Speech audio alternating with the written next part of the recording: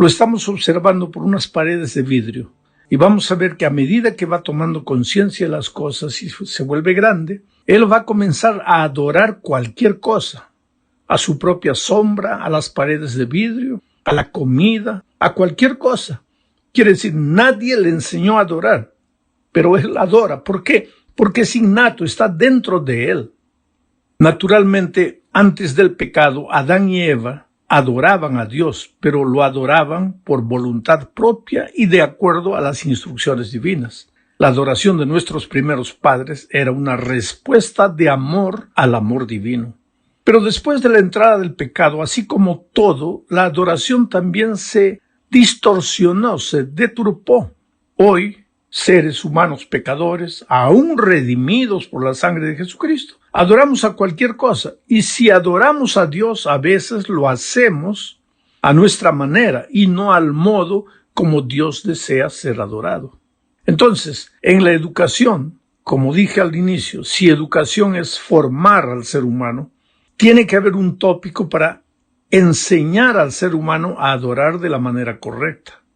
Empecemos hablando del hecho de que todos adoramos a algo. En el Antiguo Testamento algunos adoraban al faraón, en otras ocasiones y en otras tierras la gente adoraba a estatuas de peces, dioses de varias cabezas y otras supuestas deidades. Algunos adoraban al sol, a la luna, a las estrellas. En la actualidad la mayoría es demasiado sofisticada para inclinarse ante una estatua de una rana, pero aparentemente no tienen ningún escrúpulo para arrodillarse delante de la imagen de un ser humano considerado santo o de adorar sus propias ideas. Sin embargo, esto no significa que los seres humanos, incluso aquellos secularizados, no adoren a cualquier cosa. Adoran al dinero, al poder, al sexo, a ellos mismos, a estrellas de rock, a actores, a políticos. Y muchas veces dentro de la iglesia se adora seres humanos, pastores, líderes religiosos. Es por eso que los seres humanos debemos evitar que las personas sigan a seres humanos y debemos orientarlas a seguir a Jesucristo y solamente a Jesús, porque es fácil equivocarse en la adoración, el objeto de la adoración. El otro día alguien me dijo, sí, pastor, pero a Dios no lo podemos ver, pero al pastor podemos verlo. Espera un poco. Así que porque no puedes ver a Dios, vas a concentrar tu atención en el ser humano. Mucho cuidado. Ahí está el peligro. Hay peligros imperceptibles en esto de la adoración. Generalmente, queridos, nosotros adoramos aquello donde más concentramos nuestra atención. Puede ser la novia, el novio, el papá, la mamá, el hijo, porque a veces esa es la razón por la que vivimos. Y la razón por la que vivimos es lo que adoramos. Veamos el caso de los amigos de Daniel. Tú sabes que en ese tiempo Nabucodonosor mandó hacer una estatua gigantesca de oro de él mismo y exigió que todos se arrodillasen, adorasen a la imagen. Pero los amigos de Daniel, Sadrach, Mesach, Abednego, pues conocían a Dios, conocían lo que la Biblia enseña acerca de la adoración. Solo Dios merece adoración. Así que ellos se rehusaron a adorar. Y por causa de eso, ellos fueron arrojados al horno, ardiendo. ¿Por qué? Porque ellos amaban a Dios. Estaban lejos de su tierra, pero eso no era impedimento para continuar amando al Dios a quien habían aprendido a amar desde que eran niños. Los padres habían ejercido un papel importante al enseñar a sus hijos a adorar a Dios y a dar la vida por su Señor. Y entonces ellos estaban dispuestos aún a enfrentar la muerte que a adorar a alguien que no sea Dios. Y ese es el deber que nosotros los educadores tenemos hoy. Y cuando me refiero a educadores, ya dije, no me refiero solamente a los profesores, porque todos de alguna manera somos educadores, los padres, los ancianos en la iglesia, los pastores, todos educamos. Y en la escuela también los profesores educan a los alumnos. Y debemos enseñarles que hay un Dios todopoderoso, creador de los cielos y la tierra, un Dios verdadero, y que nuestra adoración debe ser debida únicamente a Él. Ahora, cuando la Iglesia Adventista nació, y el registro de su nacimiento está en Apocalipsis 14, 6 y 7, dice lo siguiente: vi volar por en medio del cielo a otro ángel que tenía el evangelio eterno para predicarlo a los moradores de la tierra, a toda nación, tribu, lengua y pueblo, diciendo a gran voz: temed a Dios y dadle gloria, porque la hora de su juicio ha llegado, y adorad a aquel que hizo el cielo y la tierra, el mar y las fuentes de las aguas. Date cuenta, mi querido amigo, que el texto empieza mencionando un ángel con el evangelio eterno. No necesito decir mucho para explicar que este ángel simboliza al pueblo de Dios, que se levantó en 1844 para anunciar al mundo el evangelio y la hora del juicio.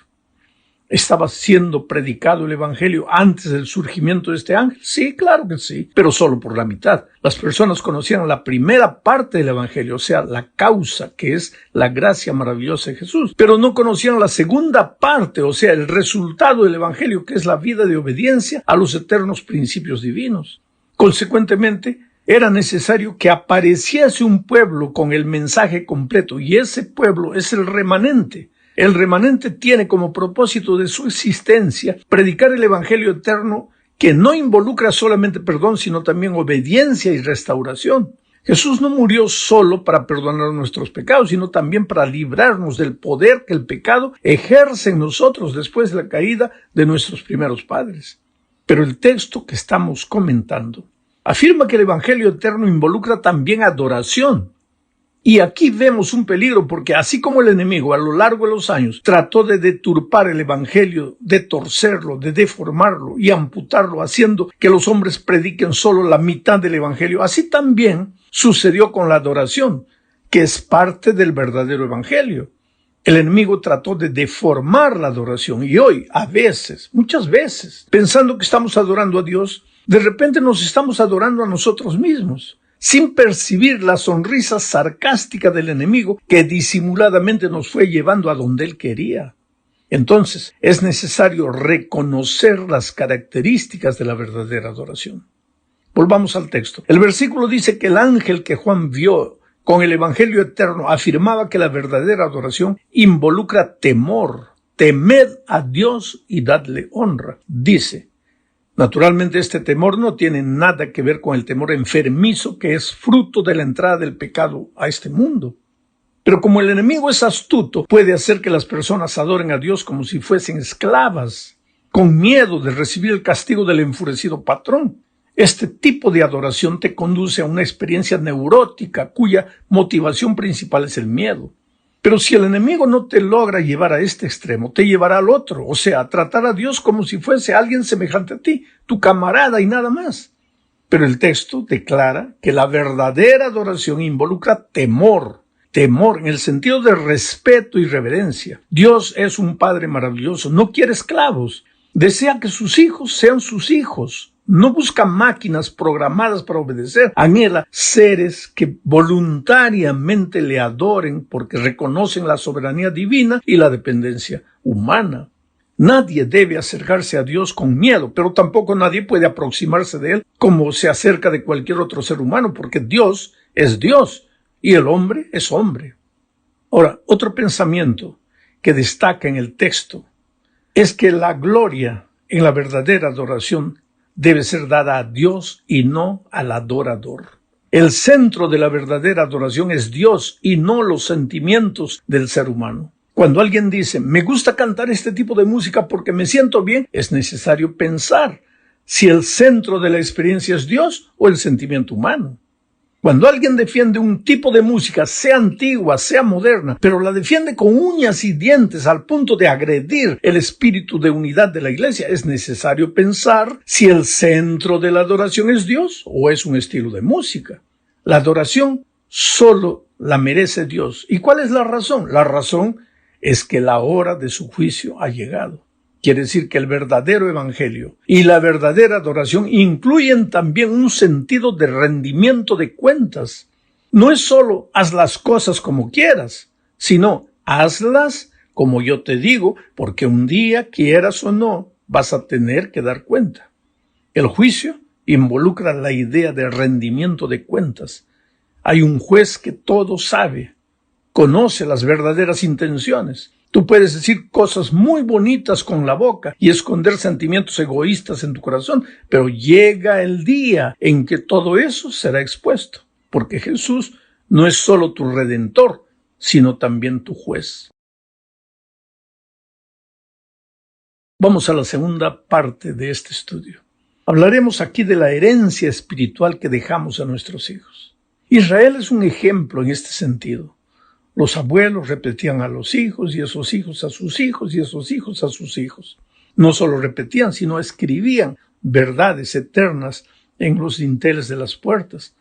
El muchacho israelita cada vez que iba a salir de casa ya veía esa verdad registrada, escrita. Había escuchado del papá, pero ahora lo tenía también escrito. Los salmos eran una manera maravillosa como esas verdades eran transmitidas, porque los salmos eran cantados y cada vez que el muchacho cantaba esos salmos, fijaba esas verdades en su mente y en su corazón. Leamos el Salmo 78, versículos 1 al 3. Dice, escucha pueblo mío, mi ley. Esa mi ley no se refiere a los 10 mandamientos, sino a todo el Torá, a toda la enseñanza divina, incluyendo también los 10 mandamientos. Escucha pueblo mío, mi ley. Inclinad vuestro oído a las palabras de mi boca. Abriré mi boca en proverbios. Hablaré cosas escondidas desde tiempos antiguos, las cuales hemos oído y entendido, que nuestros padres nos las contaron. Cosas antiguas que no eran entendidas fueron entendidos. ¿Por qué?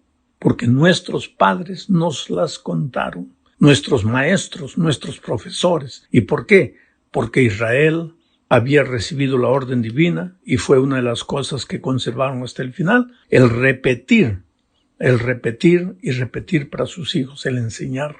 Educación es repetir el mismo concepto una y otra vez, de diferentes formas, en diferentes circunstancias, pero repetir el mismo concepto hasta tener la seguridad de que el alumno o el hijo o la persona ha asimilado ese concepto.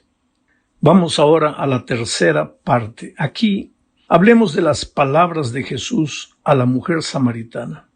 Leamos Juan 4:24. Dice, Dios es espíritu, y los que le adoran en espíritu y en verdad es necesario que adoren.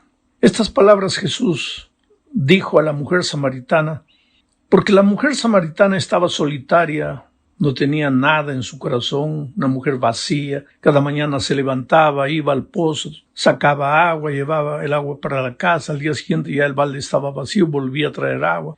La mujer samaritana simboliza al ser humano de corazón siempre vacío, pero se encontró ese día con Jesucristo y Jesús quiso llevarla a entender la naturaleza de la salvación. Le habló del agua de la vida y la mujer no mostró un interés inmediato en el agua, sino que se fue al tema de la adoración.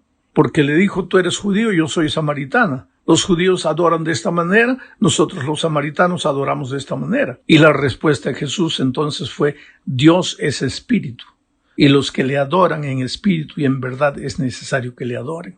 La palabra espíritu aquí podría ser usada como sinónimo de corazón.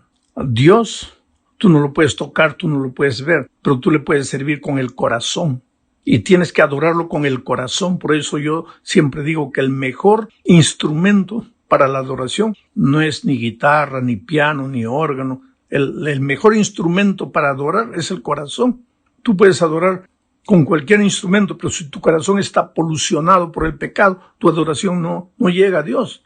En lugar de llevarle el cordero, le estás llevando el fruto de la tierra. Y por más bonito que te parezca el fruto de la tierra, no agrada a Dios. Porque lo que le agrada a Dios es un corazón limpio, un corazón transformado por su gracia. La mujer no entendía esto. En lugar de aceptar el perdón de Jesucristo y nacer en Cristo, ella estaba más preocupada en las exterioridades de la adoración. Y Jesús le dijo, no te preocupes con eso, Dios es espíritu, adora con tu corazón. Y si tú quieres que el Señor acepte tu adoración, es necesario que también le adores en verdad, con autenticidad, con sinceridad, pero no solo una sinceridad ciega, sino una sinceridad a la luz de la palabra de Dios. La palabra de Dios es la verdad. La verdadera adoración involucra el corazón, la honestidad, pero a la luz de la palabra de Dios. porque hay personas que sinceramente pueden estar equivocadas, porque no abren la palabra de Dios para ver lo que la palabra de Dios dice. Hablemos ahora de la hermosura de su santidad. Esta es la cuarta parte de nuestro estudio. Los educadores tenemos la misión de enseñar al pueblo a adorar con el corazón y a adorar con la verdad. Pero ahora leamos el primer libro de Crónicas, capítulos. Deberíamos leer todo el capítulo 16, pero yo solo voy a leer el versículo 1, 2 y 4. Dice, así trajeron el arca de Dios y la pusieron en medio de la tienda que David había levantado para ella, y ofrecieron holocaustos y sacrificios de paz delante de Dios. Y cuando David acabó de ofrecer el holocausto y los sacrificios de paz, bendijo al pueblo en el nombre de Jehová, y puso delante del arca de Jehová ministros de los levitas para que recordasen y confesasen y lo hacen a Jehová, Dios de Israel. Este incidente ocurrió cuando David terminó de construir una tienda, un tabernáculo gigantesco para la adoración a Dios. Dios no le permitió construir a David el templo, eso lo hizo Salomón. Pero David construyó un tabernáculo gigantesco. Hasta ese momento el arca había ido de un lugar a otro acompañando al pueblo de Israel. No voy a detenerme en este aspecto, es largo y es interesante. Finalmente fue traído a Jerusalén el arca y ese día fue un día de adoración, de fiesta. Siempre que recibimos un milagro de Dios debemos estar dispuestos a adorar. Cuando estamos pasando por tribulaciones debemos adorar. Cuando estamos felices porque Dios hizo maravillas en nuestra vida, debemos adorar. La adoración es parte de la vida del pueblo de Dios, porque es el reconocimiento de un Dios grande. No estamos solos en la vida. Él está guiando nuestros pasos. Bueno, ese día fue un día de adoración, de alegría, de júbilo, y dice el texto bíblico que fueron colocados al lado del arca levitas para loar a Dios, para recordar, para confesar y loar a Dios. Pero el versículo 29 de este capítulo que estamos leyendo, Primera de Crónicas, capítulo 16, el versículo 29 dice, dad a Jehová la honra debida a su nombre, traed ofrenda y venid delante de él, postraos delante de Jehová en la hermosura de su santidad. Interesante, hay mucho que comentar aquí, pero el tiempo es corto. Nunca el pueblo de Israel llegaba para adorar al templo de manos vacías. Y un ejemplo lo tenemos en la viuda. Esa viuda que llevó una monedita mientras los otros iban haciendo caer abultadas sumas de dinero. La viuda llegó por un canto, sin ser reconocida, medio con vergüenza, llevando lo único que tenía, una monedita. Porque el pueblo de Israel nunca adoraba de manos vacías. Lleva a Dios lo que tengas, lo que puedas. Y si no tienes nada, llévale tu corazón. Pero por favor no me digas, le estoy trayendo mi corazón cuando estás dejando algo. Lleva a Dios, porque para Dios adoración de manos vacías no es adoración. Y cuando digo de manos vacías, no quiere decir que no tengas nada en tu mano. Lo que quiero decir es que ten la seguridad de que le estás ofrendando a Dios hasta de tu necesidad, hasta de tu pobreza, hasta de tu carencia. Pero le estás llevando a Dios lo mejor que tienes, la monedita más nueva que encuentres, el billete más nuevo que encuentres, el valor no interesa, pero ofréndale a Dios lo mejor, eso es parte también de la adoración. Y canta con tus labios, con tu boca, canta con tu corazón. Dale a Dios lo mejor, ¿por qué? En la hermosura de su santidad, en la hermosura de su ser, de su amor, de su misericordia, de su gracia. Ríndele todo lo que tengas y lo que puedas a Dios. Llegamos al fin de este estudio hablando de la idolatría en la educación. ¿Qué significa eso? Idolatría en la educación. Leamos Marcos 7, 7 al 9. Pues en vano me honran enseñando como doctrinas mandamientos de hombres, porque dejando el mandamiento de Dios, os aferráis a la tradición de los hombres, los lavamientos de los jarros y de los vasos de beber, y hacéis otras muchas cosas semejantes. Les decía también, bien invalidáis el mandamiento de Dios para guardar vuestra tradición. ¿En qué consiste la idolatría de la adoración? Yo estaba viajando una vez en un avión y mi compañero al lado era un ateo. Y de repente Comenzamos a hablar y él descubrió que yo era pastor. Le dije que era pastor y él me dijo, bueno, disculpe, yo soy ateo, yo no creo en Dios. Y él defendía apasionadamente sus ideas. Yo trataba de evitar discusión, pero él defendía sus ideas. Llegamos al tema de la adoración y él dijo que no adoraba nada y no adoraba a nadie, porque nadie era digno de su adoración. Pero sin darse cuenta, él estaba adorando a sus ideas. Él estaba adorando sus argumentos. Él adoraba lo que pensaba. Porque no hay nadie que diga no adoro a nada. ¿Sabes cuál es el peligro de la idolatría en la educación? Que tú consideres más importante lo que los seres humanos dicen que lo que la palabra de Dios dice. Que tú consideres de más relevancia lo que tal educador, lo que tal filósofo, lo que tal pastor, lo que tal autoridad dijo. Y yo lo digo eso por experiencia, ¿sabes? Porque he dado cursos de posgrado en varias escuelas de teología nuestras y yo me doy cuenta la importancia que se le da a cada frase, porque esta frase lo dijo fulano de tal, porque esta frase lo dijo fulano de tal, porque esta frase lo dijo el pensador tal. Pero todas esas frases lo dice la palabra de Dios y el espíritu de profecía. Pero nosotros no le damos importancia. ¿Por qué? Porque nos impresiona, parece que nos sentimos más importantes cuando mencionamos seres humanos de este mundo falibles.